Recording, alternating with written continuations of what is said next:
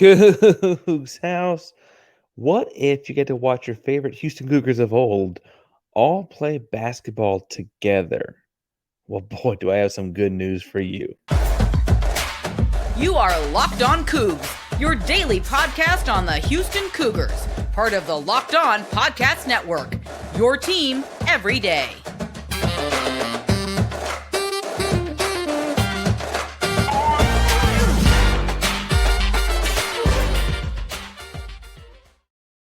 Welcome to Locked On Coogs, daily podcast all about your Houston Cougars. I'm your host, Houston-born teacher and coach Parker Ainsworth, here to break down all things Cougs. If you're a U of H fan or just a hater who came to stop by, please be sure to subscribe down below. That way we get the latest on the Cougs in your newsfeed each and every day. Appreciate you making Locked On Cougs your first listen of the day. If you found us on YouTube, welcome back. It is so good to see you again. Remember doing a giveaway on YouTube every so many subscribers. So work on that number. It looks like after 2,000, we'll be doing giveaways. So make sure you subscribe to help us get to the next marker. Like and comment on the video to let us know you're in those contests, and make sure that we can get that stuff back to you. If after listening to this nostalgic of sorts episode about Houston Cougar basketball and with a small preview of Baylor, you just don't know what to say, you just don't know what to do, tell us in the comments down below if you've left the country or not, and if so, what's your favorite place to have traveled to. Now, in today's episode, I'm going to talk about a lot of guys that used to play for Houston that now a lot of them play elsewhere. I want to talk about some news with former Cougs in the first two segments, and then in the last and final segment, start to do some preview work for the big Baylor game this weekend. Tomorrow, we have a crossover episode with Cam Stewart of Locked On Baylor. He's a much bigger fan of Houston, actually, than the old host Drake was. So hopefully you like that one tomorrow as well. If you're looking for more Baylor news, stay subscribed, click back in the morning. But for now, let's talk about some old Houston Cougars, because the news on Wednesday for Houston Cougar basketball was an announcement that included Kelvin Sampson that the basketball tournament is going to feature a Houston alumni team called the Forever Cougs. Handful of Houston Cougars are on the roster out the gate. This announcement included Kelvin Sampson talking about the guys playing, but that would be one Damyean Dotson, Ladeeky, Giroux, and Rob Gray, all committed to begin creating a University of Houston team for the basketball tournament. Now, if you are, let's say, doing other things in the summertime, traveling, like we just asked, or watching baseball, getting ready for football, doing something that is not being hyper-focused on basketball, you're probably like, Parker, what is, quote, the basketball tournament? It's an open, single elimination tournament held each summer. This will be the 11th summer it has happened. And each team are arranged by a general manager, and they're typically based off some kind of college allegiance. Like last year, there's an all Texas Tech alumni team. There have been like all D3 teams, things like that. I think Boeheim's Army was a team that represented a lot of alumni from Syracuse. This year, the committed teams so far are the After Sox, Wichita State, All Good Dogs, Butler, Best Virginia, also known as West Virginia, Happy Valley Hoopers, Penn State, La Familia, that's Kentucky somehow, Nasty Natty, Cincinnati, The Ville is Louisville, and then the Zoo Crew are the Pittsburgh alumni, and Forever Cougs are representing the University of Houston. Now, there will be more teams. This bracket fills out to as big as 64 teams, like an NCAA-style bracket. Houston will be hosting those. That's part of the reason the announcement was made yesterday. Houston will be hosting the first couple games at Fertitta Center this summer. Lots of fun things involved in this. Frankly, just cool that they got Kelvin Sampson in on the announcement. The tournament starts July 19th. Those first few days will be in Houston. Tickets, if you go to thetournament.com/TBT, you can find ways to start to get on wait lists and stuff like that to hear about tickets. But I think it's really, really cool, and a cool recognition for Houston as a strong basketball program, right? Because frankly, as we've talked about in the past, Houston's growing itself into a blue blood. This is the kind of thing that you see the Kentuckys and the Kansases. Mass Street had a team a few years ago. I think that has to do with Kansas. You have different blue blood programs with their alumni that are playing in this. The big way to make your roster here is you find that common thread, in this case, alumni from the University of Houston, and you start to build out your roster. The only hindrance that you typically see are that guys presently in the NBA typically cannot come play. They typically have different things collectively bargained in their NBA contracts. They're not allowed to play, and very many other basketball things. It's like kind of just FIBA, honestly. Now, you will see a handful of other very familiar faces, and with G League guys that are in the G League traditionally, or guys that are on, 2 ways, 10 days, etc. It all comes down to the wording of their contracts. Guys that have a very NBA laden contract that will typically have trouble getting out of those things to make this roster. Ladeeky, Rob Gray, and Damyean Dotson all are sure things to sign on to the roster. Dejan Ladeeky-Giroux at Houston averaged 9.4 points and 4.5 rebounds. He was all American Athletic Conference, but the real thing that made him like the man at Houston was his defense. He was AAC Defense Player of the Year. Now, he was not drafted, but did play in the Summer League for Miami, went on to play for Fort Wayne, the Texas Legends, and the Go-Go's, which is the Wizards G League affiliate. All these are G League teams. He currently plays for the Memphis Hustle, which is the Memphis Grizzlies G League affiliate. Rob Gray, the high scorer in the bunch, averaged 18.8 in his 3 years at Houston, the best of which being at 20.6 points per game year. For some reason, my head actually had that being his senior year at Houston, but I guess that year he also shot 38% from three that year.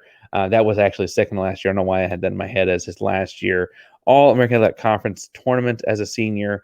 He currently has played in, at like the present tense, currently in Turkey, has played across Europe and mostly France, played some with the Pacers G League team as well, but doing a lot of things over in Europe. And then the other guy, Damyean Dotson, guy that Kellen Sampson talked really highly of, actually. Technically started off at Oregon, but transferred to Houston as a junior. At Houston, he averaged 15.6 points per game, 17.4 in his senior year, shot 44% from behind the arc in his senior year, and pulled down just about 7 rebounds per game. Was drafted in the NBA to the New York Knicks, played for the Westchester Knicks, their G League affiliate, just north of town there. Went on to play for the Cavs, the actual NBA Cavs, for a hot second recently before moving into the Spurs G League program. Then a couple 10 days with New York before ultimately playing his last couple years more recently in Turkey and China. So those are the three guys kind of headlining this. And you'll notice those are all three dramatically different guards. I mean, Rob Gray is a scorer. He's a bucket. He's a shooter.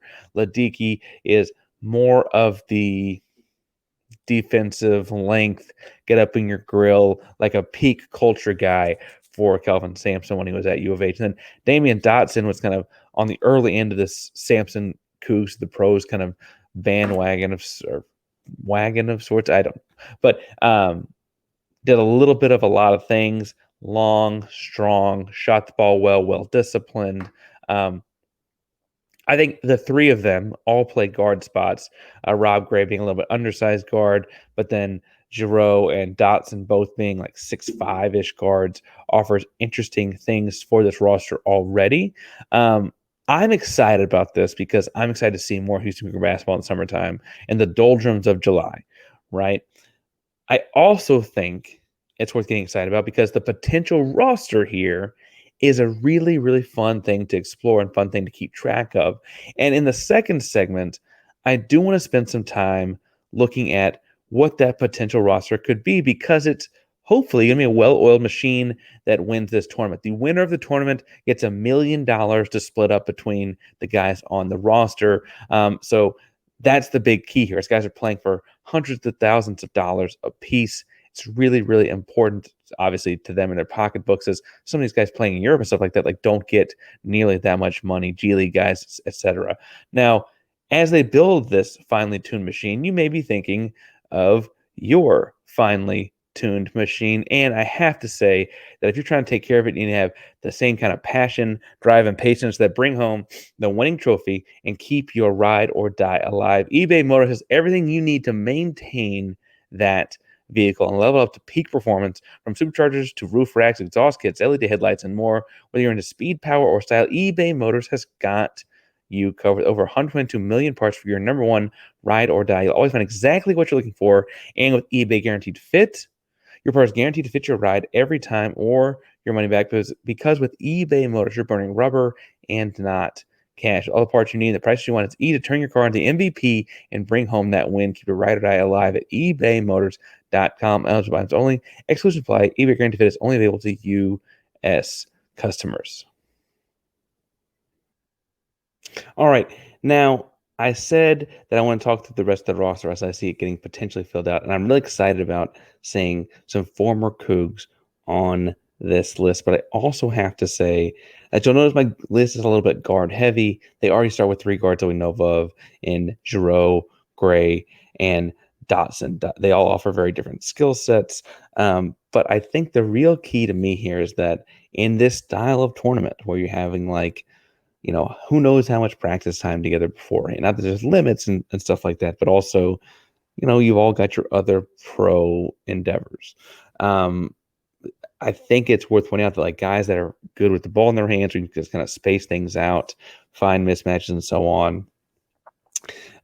Having guys that are used to having the ball in their hands is really, really important. And so I'm going to have a lot of guards on my roster. Probably not a surprise, actually, but surprise. One of my favorite Houston Cougars I want to see on this roster is Corey Davis. Now, Corey is a 2-year starter, 15.1 points per game in his career, 17 as a senior, 40% three-point shooter, All-American Athletic Conference. He played in the Summer League with Washington, played in Turkey and other European leagues since leaving Houston. I think my thing that I love about Corey is the toughness with which he plays. I think that that's going to translate well into this type of basketball, where at some point you're just going to need a tough bucket, right? And I think if he's on the floor for those kind of instances, I think he's able to do that. He's a little undersized, so I get some of those complaints, but you're also playing against guys that aren't in the NBA, and I think that that'll be not as dramatically undersized as he would be playing against a bunch of guys that play 82 games a year for the National Basketball Association. Now, the other guard I think has to make this roster if his G League contract allows it is Galen Robinson II is the godfather of this era of Houston Cougar basketball in a lot of ways.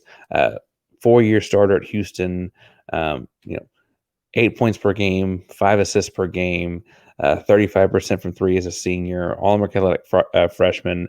But when he graduated from Houston, left as the second most winning player in UH history, top 10 in assists at the university, top 10 in minutes, top 10 in wins. He represents the university and city, and one of the most positive lights of anyone out there. He's been around the G League a little bit since, played in Austin, a couple stints, Sioux Falls, currently with Birmingham, has been to France and Germany to play as well. I assume his deal with Birmingham would allow him to play this summer in it. If not, obviously that would be a bummer. But I do think Galen's kind of guy you want to have on this team. And that right there would give you 5 solid guard options that all I think have to make this roster. I got 2 other guards that I'd probably like to see one of playing on this roster, but I could see how they both would be guys maybe not everyone wants to see, or how they might not be they might not be in the same class as those 5. One is Joe Young. Now, Joe technically finished at Oregon, so I get how that might disqualify him in the eyes of some fans, but that does not actually hurt him as far as making this team goes. He was at Houston for 2 years, All-Conference USA. He went on to Oregon and went to All Pac-12 while he was there. He had 18 points per game in his final season, his sophomore year at Houston. Played at Fort Wayne, the Indiana Pacers G League affiliate, before playing in Nanjing, Beijing, Napoli, Fujian, right? He's played a lot internationally. A little bit on the older side. I don't think that's a bad thing. I think it'd be worth having, a wide range of ages as far as like styles of basketball and frankly also veteran type of stuff in these kind of instances. I get why Joe Young might not count in some people's eyes because he finished at Oregon, but he was a Cougar and was a very good one when he was in Houston. Aubrey Coleman, this takes me back to like when I was like a senior in high school, freshman in college. He was a pre-Sampson Houston Cougar graduate, left school as I say graduate. I think he graduated in 2010, but had 25.5 points per game as a senior, 7.8 rebounds across his career, 2 times All-Conference USA. Did get to play some in the Summer League, played some with Austin and the Reno team, which is tied to Sacramento in the G League, played some in Turkey, played some in France, some in Russia. He currently plays with Spartak in Russia. He is a longtime European veteran and still getting buckets, I would point out. Aubrey Coleman is a pre-Sampson Houston Cougar. So, again, it's a little bit different vibe, different culture, obviously. But I think if you're looking for a sixth guard, a guy that's just kind of got some savviness, old man to his game that will just get a bucket, is hard to pass up on, especially a guy that did very well rebounding the ball. He was at Houston as well. I have to imagine things go pretty well from there. On the forwards side of thing, my first pick is the first pick they're going to have. I'd imagine it's Justin Gorham. 5.5 and 5.5 in 2 years at Houston, all American Athletic Conference, AA CMV, most improved player. He's been playing in Europe since he left the University of Houston, graduated University of Houston. But I feel like he's a guy that has a Sampson fit. We always hear about Gorham as a true forward. He's a forward, not a center. And so I think that'll be an interesting fit with some of these guys. But having the diversity and size in the lineup, I think will be important. In a similar vein, I think Fabian White has to get picked for this team. Fabian had 12.5 points per game, 5.7 rebounds, and 1.4 blocks per game as a senior at Houston. He was all AAC. And I think what's interesting is he played briefly for the South Bay Lakers, but I knew he was playing in France. What I didn't realize is he is actually the Wemby replacement for the Metropolitan 92s in France. So the same club that sent Wembanyama to San Antonio, they have Justin Gorham on the roster now doing at least the same role. Obviously, he's not number one pick in the NBA draft, but the same kind of like big man, does a little bit of everything. Other interesting one to me will be based on what his G League contract allows is can they get Tajay Moore to come play in this thing? Now, I get that he just played the 1 year at Houston, but he might be one of the most fun guys to have watched played at Houston, at least athletically, in the Kelvin Sampson era. 10.4 points per game. I'm telling you right now, they were all dunks. 4.9 rebounds, 2.9 assists, 1.6 steals as a senior at Houston. Been a true G League player. Texas Legends, who are tied to the Dallas Mavericks, the Blazers G League, and has been called up from that G League team to play some for the actual Portland Trail Blazers, which is awesome for him. So he should keep doing that. What I don't know is if that contract with him playing in actual NBA games will kind of prevent him from playing in other basketball leagues like this. They do that typically to prevent injuries. But while Tajay should go earn whatever he can earn in the NBA, if his contract allows it, I think he'd be a great fit for this because it's a crazy explosive athlete, tremendous bounce, etc. I do think he's the kind of guy that would be the best athlete in the gym across this tournament. Be exciting to see him go. A pre-Sampson Coug that I think is as a forward would be interesting to see on this roster is Tayshaun Thomas. In his final year at Houston, he had 15.4 points per game, was all Conference USA. He went to Oklahoma when Houston got Sampson. And honestly, he would go on to be all Big 12 at Oklahoma. Again, solid double-digit scorer. He had 8.1 rebounds per game at Houston. I think he had closer to 6 at Oklahoma. Since he was all Conference USA, all Big 12. Since leaving college, he's been in Europe, Germany, Italy, Israel, back in Italy, spent 1 year in Perth, Australia. If you consider him, I would count him. I would count the pre-Sampson Cougs. I don't think it has to be just the Sampson Soldiers or anything like that because they're not called that. They're the Forever Cougs. I think he fits. The centers is the one that's a little almost depressing to talk about because the natural fit here would have been Reggie Chaney. He embodies everything this program was built on. Obviously, as the 32 is behind me, rest in peace to Reggie. And he can't be there, but this is the kind of thing that he would have been perfect for to represent the university on TV. After coming back from his European stint, he had just signed up to do. Would have been perfect. The lone true center I know needs to be on this team is Josh Carlton. I know he went to UConn for the majority of his time in undergrad, but he was an All-American Athletic Conference player at Houston, had 11.5 points per game, 6.2 rebounds, and 1.2 blocks as a senior at Houston. He has since leaving the U of H, played in France and Istanbul. As far as true centers go, with unfortunately not being able to play Reggie, and I don't think J1. I think J1 will be trying to make an NBA roster if he leaves. I feel like Josh is kind of the only true center you go with, for sure. Anyway, which changes your roster up some. But again, this isn't a very post-heavy league that they're playing in by any stretch. The Forever Cougs. I would be interested to see Chris Harris. Now, Chris Harris finished second in the conference in blocked shots. Chris Harris is a little bit older. Hard to find where he's been playing since he left the University of Houston. I could see that being a move, but honestly, I bet if they don't go with Josh, or if they take Josh and then they need to not play Josh for foul trouble or something like that, of course, the games, they probably just go small with the Fabian or somebody like that, playing a small ball five, or Tajay, right? Something like that. I say that to say that this is a fun and exciting roster.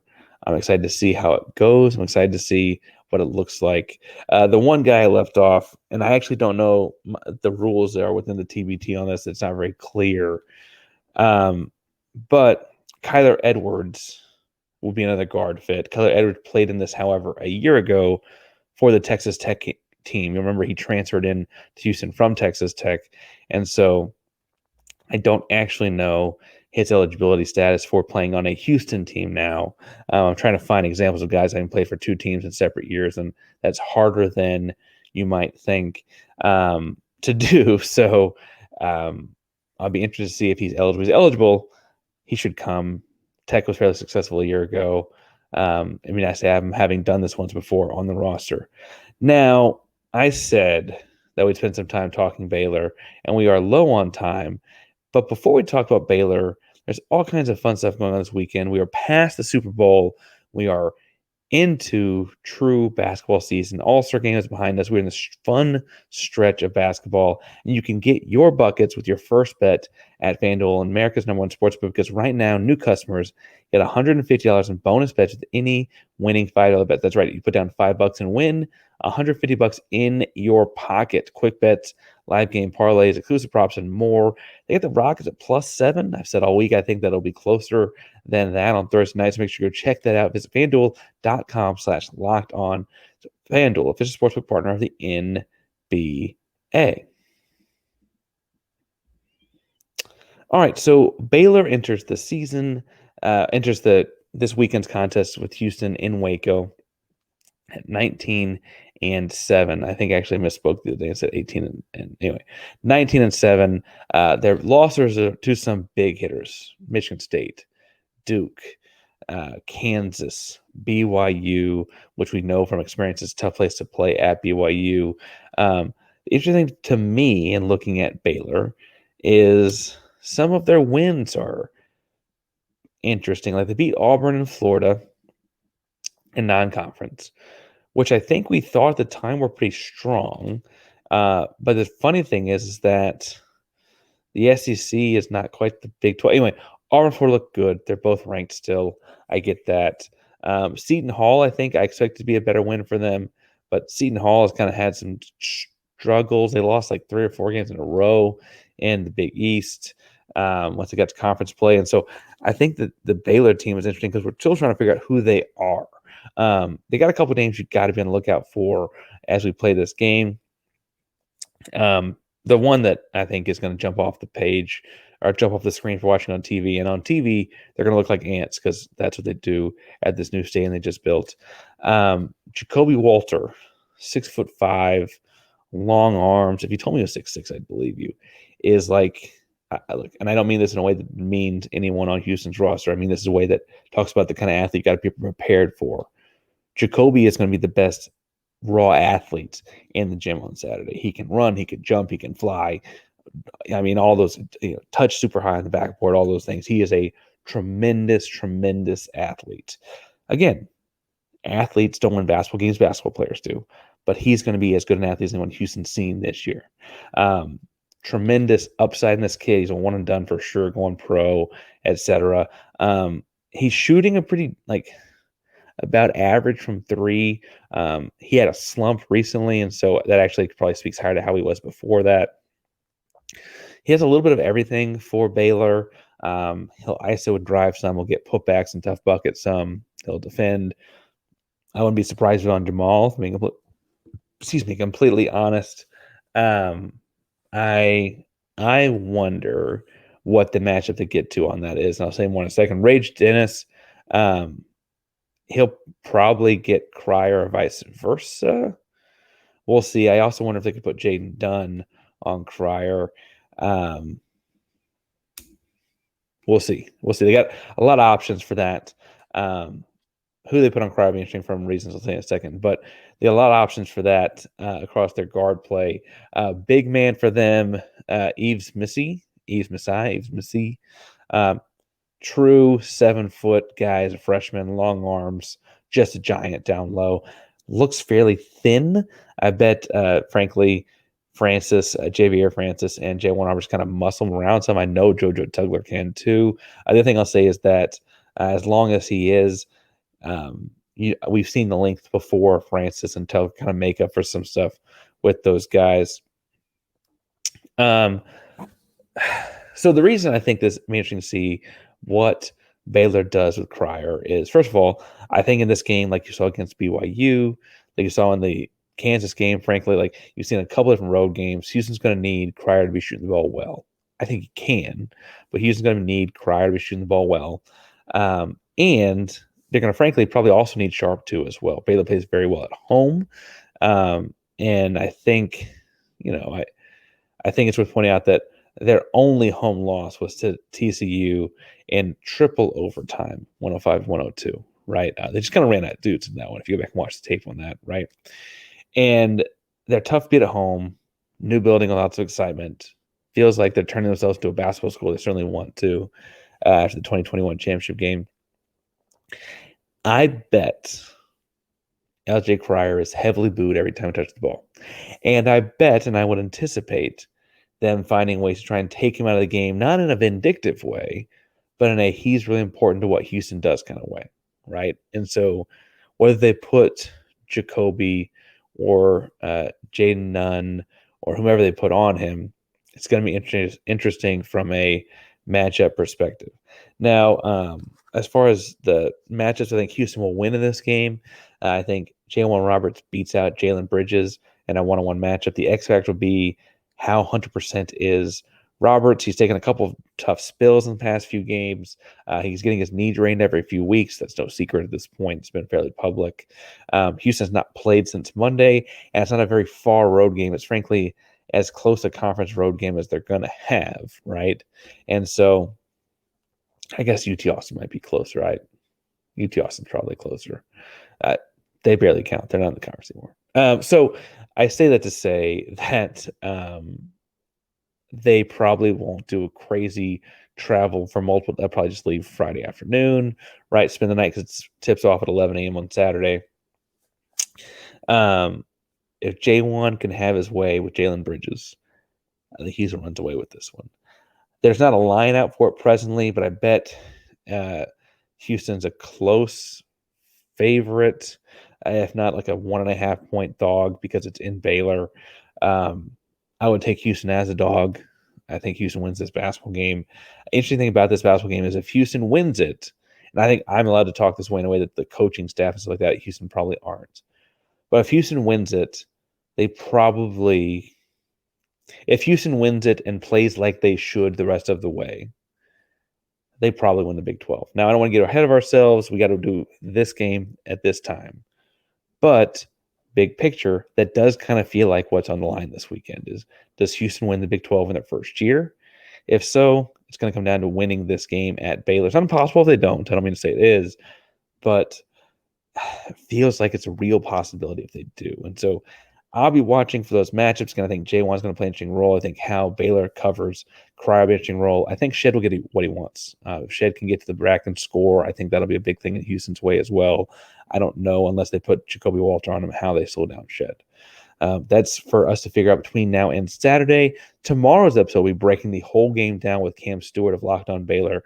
So be sure to hit subscribe, hit the bell for notifications, be ready to listen to that one as well. Locked On Coogs is a proud Locked On podcast. It's your team, our Cougs, every day.